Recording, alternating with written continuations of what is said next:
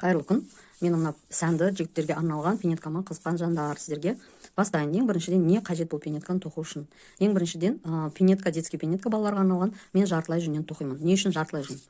Бұл жерде жүн әрине жылулық береді, ал акрил немесе полиамид деген бар синтетика жіптер, олар неге жіпке мықтылық береді. Егер де 100% жүннен тоқсаңыздар, онда ол жылы болады, бірақ мықты болмайды, тез тесіледі. Егер де 100% акрил немесе полиамидтен тоқсаңыз, ол әрине мықты болады, тозбайды, бірақ жылулық бермейді қажетті. Сондықтан мен әр кезде жартылай жүннен тоқығанды ұнатамын өзім. Сол дұрыс деп ойлаймын. 100% акрил нелерді түсінбеймін негізі, не үшін тоқитын. Тек сәнге. Енді менің алғаным мынау Lana Gold 800 Alize фирмасының. Бұл жерде 100 грамда 800 метр. Осыны мен 4 қабаттадым, сонда 100 грамда 200 метр болды. 200 метр шықты. Сіздер сол жіпке шамалас жіпті алсаңыздар болады. Егер дәл осы түсі ұнаса, бұл Lana Gold 800-дің 152 номерлі бежевый меланж дейді орысшасында. Так, осындай жіпті алдым мен. Мен алдын ала қабаттап қойдым әрине. 2-2 қабаттан дайындаймын мен бұл жіпті. Не үшін? Өйткені мүмкін менің бір затыма 3 қабат керек болып қалар, немесе 4 қабат, соған қарап мен өзім қабаттай берем. Бірақ бұл жолы мен мына 2 домалақтан қосып тоқимын. Енді бұған мен қандай біз алдым? Негізі бұл жерде әрине қабаттап тоқитын болғасын, бұл жерде көрсетпейді, қандай бізбен тоқитын. Мына жерде 2-де 4 деп қойыпты. Мен соның 2,5 деген алдым. Мынау кәдімгі носки тоқитын не біз. Соған мындай нелер сатылады екен, наконечник деген. Баяғыда біздің апаларымыз резинаны қадап қоятын. Немесе велосипедтің спицасына не қадап қоятын, спица не түйме. Арнайы осында заглушка деген шығыпты. Мынаны 25 сантиметрлік біз бұл. Мына неге жетеді? Осы пинеткенің ұзындығына жетеді. Немесе мындай аса ұзын емес, қысқа осындай несі бар, лескасы бар. Бізді алсаңыздар болады. Негізі осындай круговой бізді бармен тоққанды ұнатамын мен, өйткені тірелмейді, еш жерде оңай болады. Бұл жолы мына чулочный дейді. Енді орысша айта берейін. Носки тоқитын жіппен, шұлық тоқитын бізбен тоқып көрейік. Бұның номерін мындай арнайы линейка бар, сонымен тексеруге болады. Одан соң мынау ненің тігіледі, енді тігіссіз емес бұл модель. Осылай бүйтіп тігу үшін мындай трикотажды не керек, ине керек, осындай пластмасс менде. Және әрине ілгек керек, мынау ұштарын жасыру үшін, және мына нені тоқу үшін, шнурок, бауын тоқу үшін осындай ілгек керек. Осындай ма басқа ма, мен просто үлгі қылып алдым бұны. Енді қажет нәрсе, әрине қайшы керек, қию үшін. Енді бастаймыз. Әрине жайшылықта тоққан кезде мен бұндай жерде отырмаймын, мына жер маған сәл ыңғайсыздау, бірақ енді меніңше сіздерге көрсетуге тырысайын. Әдетте былай айтады ғой, мына жіпті жіп тізбек алған кезде 3 есе көбірек болу керек дейді, алатын неңнен, ұзындығыңнан. Мен енді өлшемеймін, шамамен 1,5 метр қалдыра берейін. Қалғанымен біз тігеміз. Мына сәл ыңғайсыздау болады. Қалғанымен бізге тіккенге керек болады. Кәдімгі жай теру, кәдімгі классикалық теру дейді ғой. Мына бас бармағымыз, мына сұқ саусағымыз. Егерде жаңадан тоқып үйренгісі келетін қыздар болатын болса, содан былай тартып аламыз. Мына осылай бізді. Енді мынау бас бармағымыздағы жіптің астынан алып, мына сұқ саусағымыздағы жіптің үстінен астына қарай, мына жерде қараңыздар. Егерде тоқуды жаңа үйреніп жатқан қыздар болатын болса, бас бармақтағы жіптен астынан үстіне қарай, мынау сұқ саусақтағын үстінен астына қарай алып, осылай іліп аламыз. Тағы да солай мына. Астынан үстінен. Бұны классикалық әдіс дейді. Осы әдіспен біз 40 ілмек алуымыз керек. 40 ілмек алуымыз керек.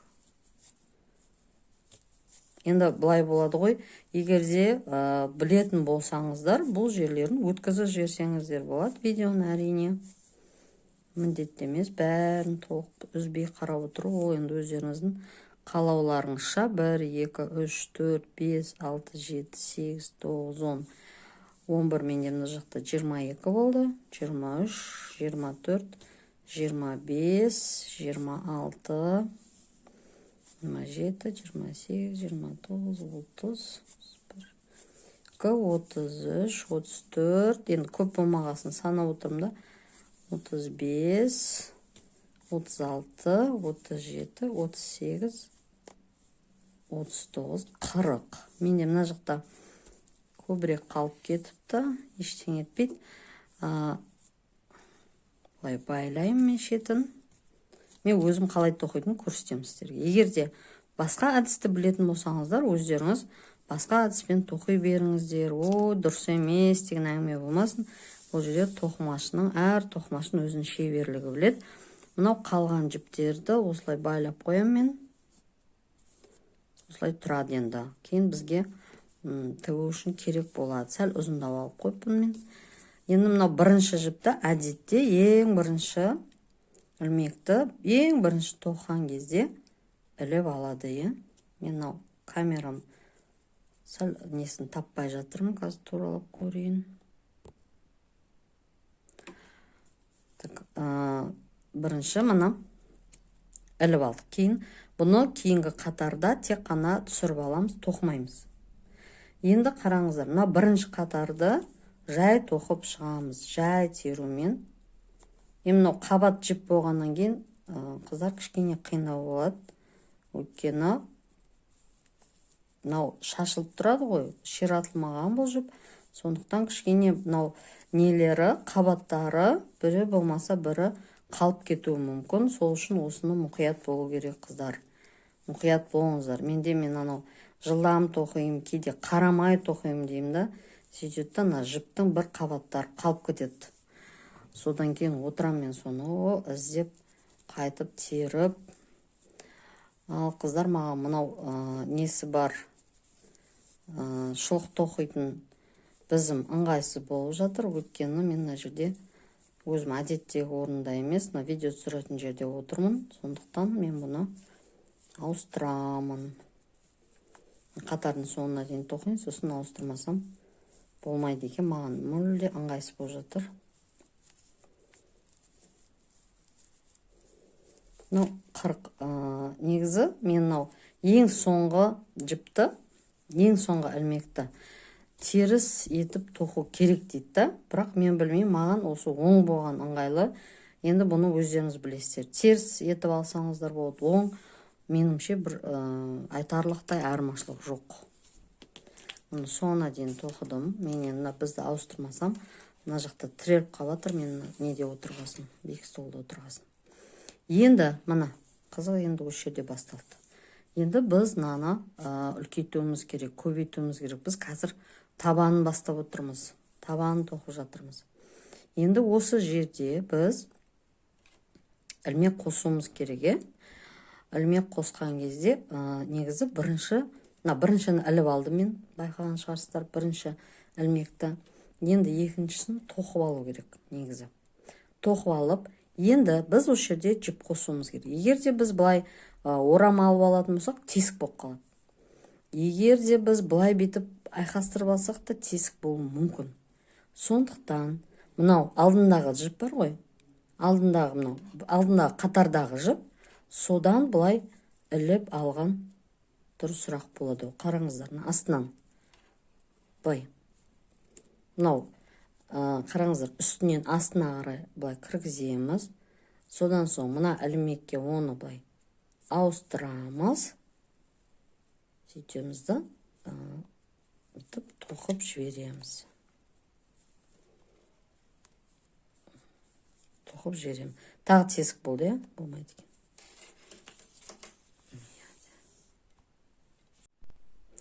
Ал қыздар, мен сіздерге бағана айтудым кетіппін. Маркер керек болады бізге. Мынау жіптерді қосу үшін, ілмектерді қосу үшін мен өзім қолдана бермеймін, бірақ сіздерге ыңғайлы болу үшін қажет деп ойлаймын. Бірінші қатарды біз бір ыңғай оңғып тоқып қойдық. Енді екінші қатар. Екінші қатарда бірінші ілмекті біз іліп аламыз, тоқымаймыз, жай іліп аламыз. Енді екіншіде біз қосуымыз керек.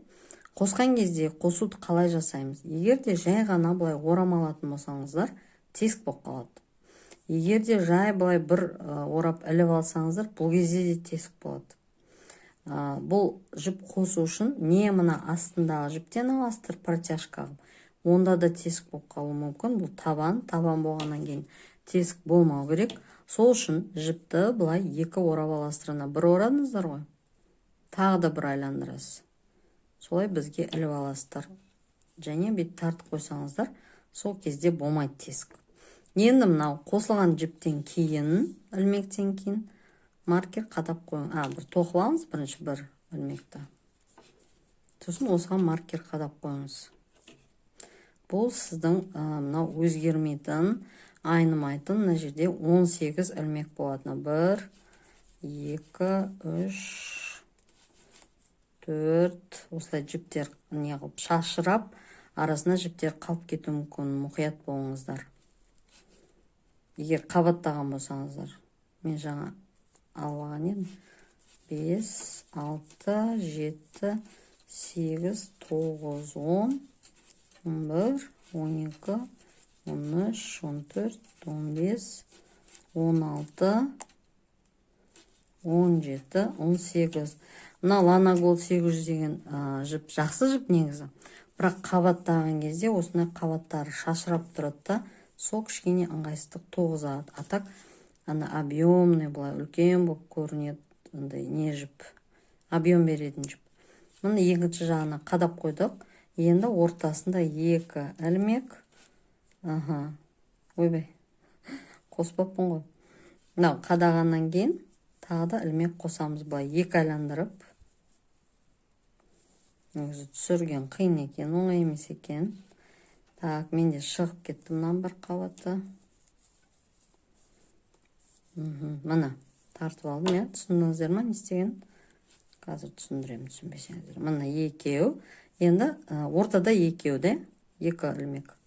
Мұны 2 рет айландырдық. 1, 2, сонда мықтырақ болады, мына жерде тесік болмайды.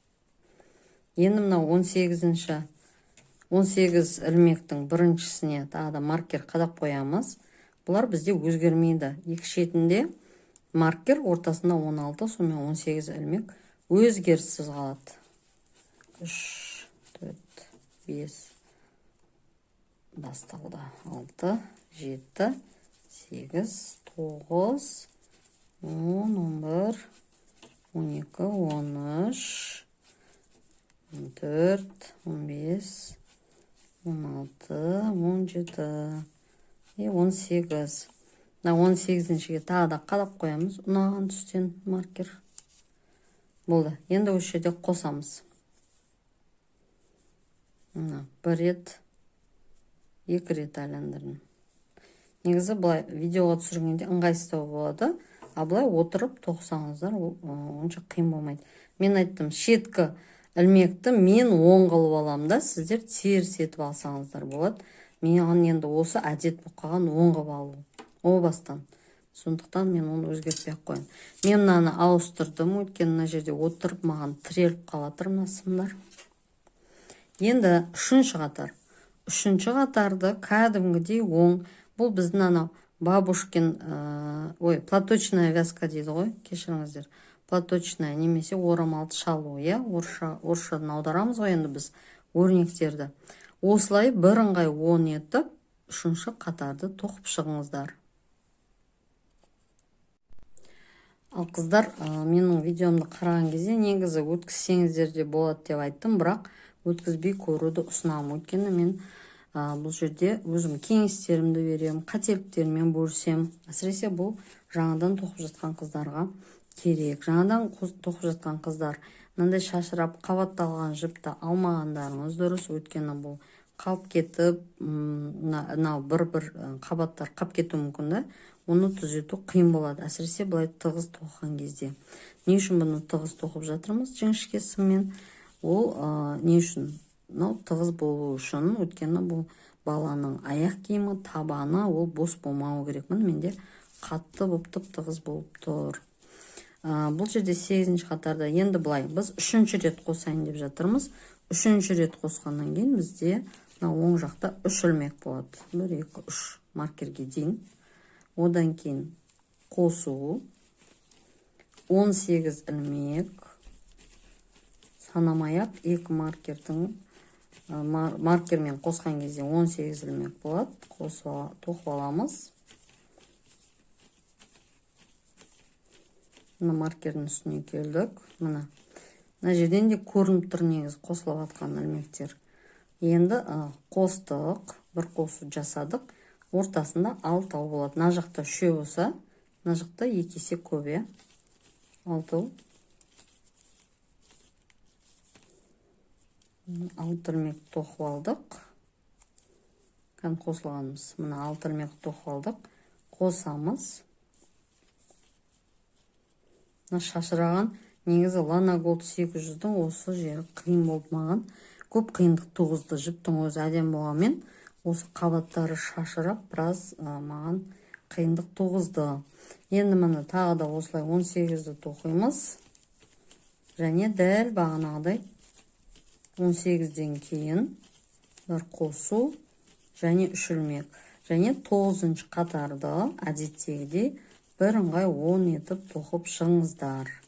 Мен сіздердің уақыттарыңызды алмайын. Видеоны да қатты ұзын қылып, андай қылып жалықтырып жібермес үшін ары қарай өздеріңіз тоқи беріңіздер. Және ары қарай тағы да мынау 9-шы қатардан кейін 10-шы қатарда тағы да солай жасайсыздар. Мына жақта 4 ілмектен кейін бір қосу 18. Одан кейін ортада уже бізде 6 емес 8 болады. Бір қосу 18, бір қосу 4. Сонымен осылардың бәрін тоқып болғаннан кейін кездесейік. Ал қыздар, 4-інші қатарға көштік. 4-інші қатарда біз тағы да қосамыз. Алдында 2-інші қатарда біз 4 ілмек қостық, енді тағы да қосамыз. Мына маркерім неге айналып кеткенін кейін айтам.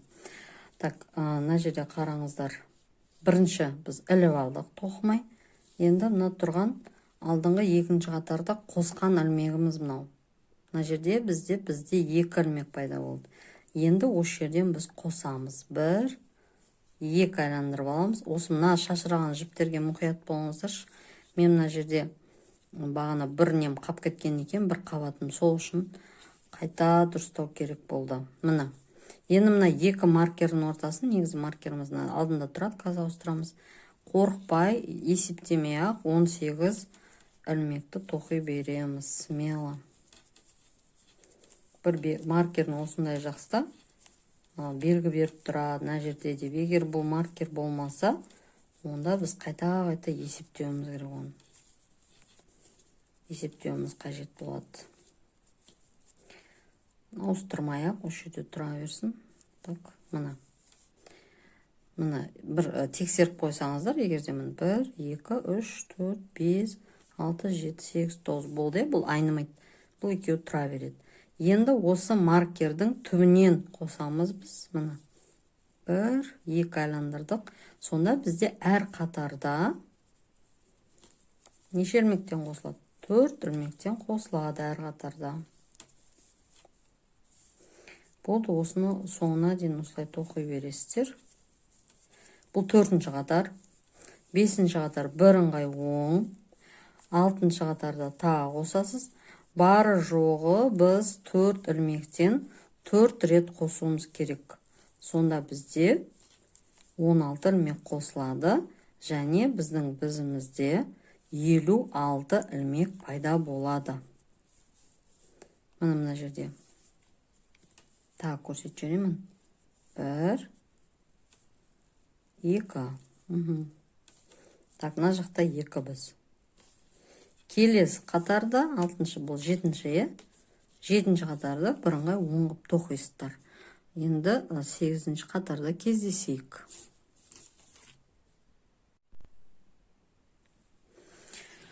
Ал мұны біз қостық, соңғы қосуды біз аяқтадық. 10-шы қатарда. Енді бұл жерде біз тағы да 10-шы қатарда біз соңғы қосуды аяқтадық. Бізде мына жерде 56 ілмек пайда болды. Енді осыны не істейміз біз? Тағы да бір қатар тоқимыз. 11-ші қатар және 12-ші қатарды екеуінде бірыңғай оң етіп тоқып шығамыз. Сонымен біздің табанымыз аяқталып, біз үстіңгі жағына шығамыз. Мынандай ортасына резинка бастаймыз. Соған дейін өздеріңіз 2 қатар тоқып шығыңыздар, 11-ші және 12-ші қатарды.